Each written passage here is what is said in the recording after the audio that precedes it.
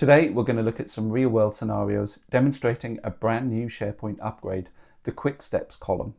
This update lets you run actions with a single click right inside your lists and document libraries. No more hunting through menus. Your workflows just got faster, cleaner, and more intuitive. Quick Steps have been available in SharePoint for some time now, but they were often overlooked because they were cumbersome, not necessarily to build, but for end users to execute. All of that has changed now with the new Quick Steps column. SharePoint users have been asking for this kind of simplicity for some time now, and it's finally here. But you know the deal. Let's head on over to the computer and take a look.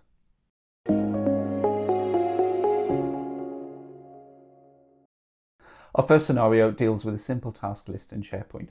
Tasks are entered regularly and a team of people are expected to pick these up. Now, a business requirement is that users are able to enter the list and assign a task to themselves. So let's take a look. So here is our list. We have a title, we have an assigned to column, we have some notes, we have a due date. So users could, if they wanted to assign the task themselves, they could open up the list item themselves and then enter in their name into the box. It kind of works, but it's a little bit cumbersome and it's not very slick and it's not very quick or elegant. It is rather prone to error too. So what we want to do is to be able to create a quick step so users can quickly assign the task to themselves. So if I navigate through into Quick Steps, you will see I have a number of options here. I can draft an email, I can send a Teams message, which would include a link to that particular document. A more advanced option would be to execute a Power Automate flow. We're not going to cover that in this scenario, but just be aware that that is available. But what we want to do in this instance is set a value within a column in our list. So we can see here that this particular quick step will execute for the current list item, and I can set my status to in progress. We can also set the value in another column as well, which is exactly what we want here. We want the user's own name to be entered into the assigned to list. I could do that by selecting current user from the drop-down. I then name my quick step. Assigned to me seems like a sensible option.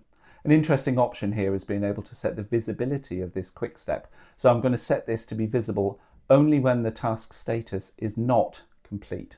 I then click create and my quick step is done. So before the quick step column, the old way of doing this would be to select my list item, go up to the integrate menu, find my quick step and execute it like we're doing here. Great, that worked.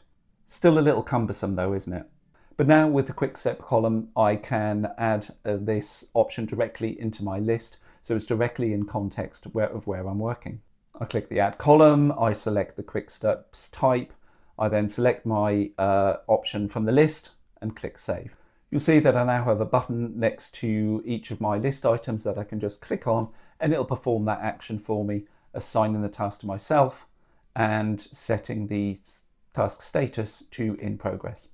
Let's add another quick step, but this time for completing the task.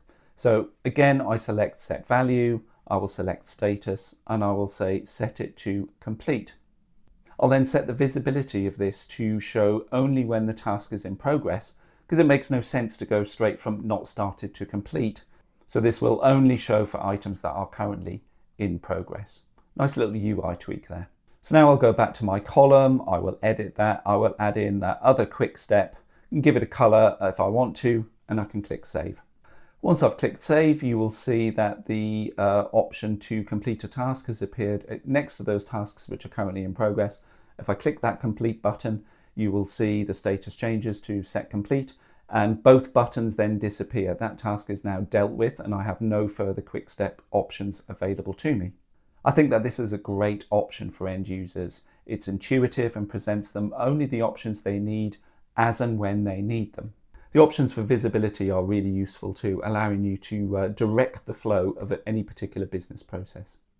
If you're enjoying this video, please consider leaving a like and a comment. Subscribing would be great too. That's really the best way to let the YouTube algorithm know that you enjoy the content and to push it to people just like you, people who want to make the most out of their M365 environment.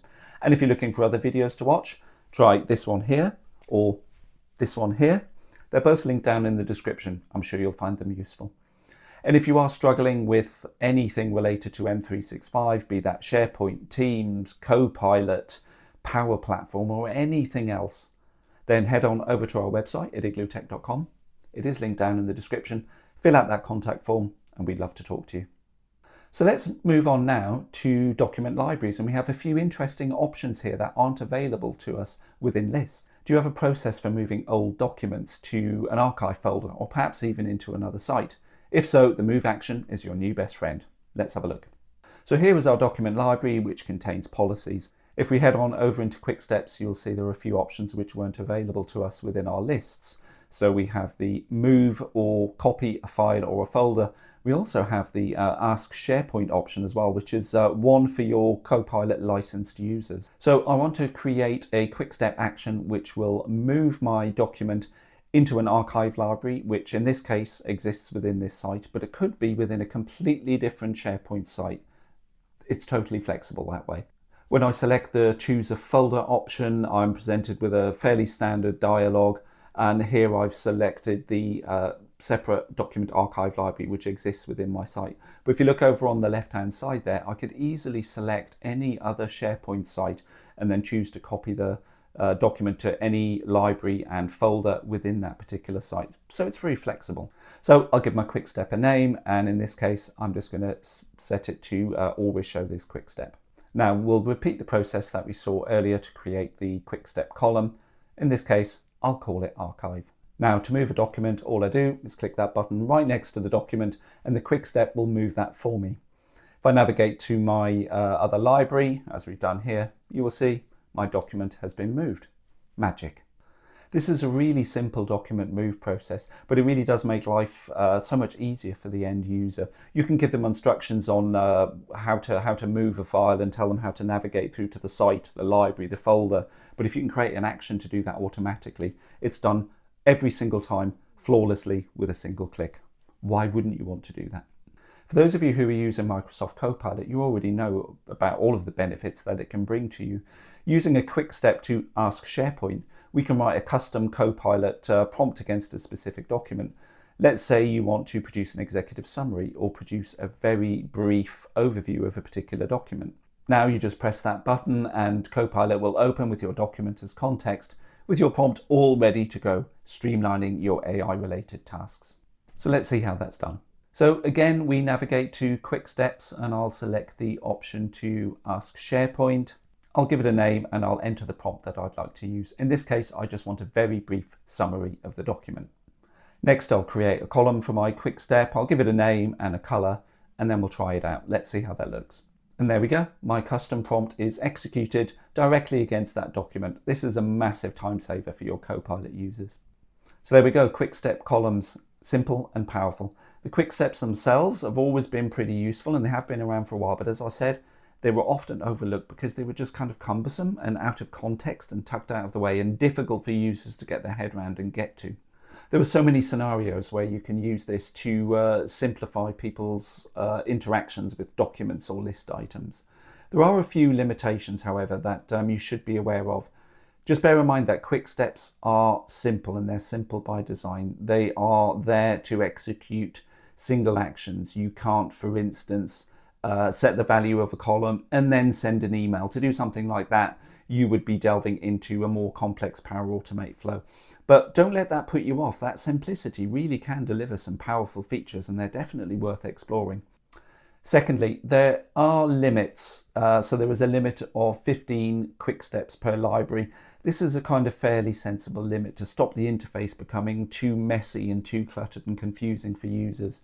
And finally, visibility is based on conditions, not permissions. So if you're using something like the copy to or the move to, just bear in mind that the user must have the appropriate right permissions to your target folder, library or site. The quick step will not know that, so they will still be presented with the option. If they don't have permissions to write to the target location, they will receive an error. So just bear that in mind. But even with those limits taken into account, this is still a massive leap forward in terms of SharePoint automation and ease of use for your end users. The ability to embed these single, simple, one-click automations directly into your lists and libraries will be a game changer for many, and it puts the power of streamlining work directly into the hands of everyone, not just the tech savvy. It's a simple, powerful tool that bridges the gap between tedious work and more complex workflows. So head on over into your SharePoint sites, have a look at the quick steps and let me know in the comments what automations that you build. I'd be really interested to hear about some of your use cases. Thanks for watching, and I'll see you next time.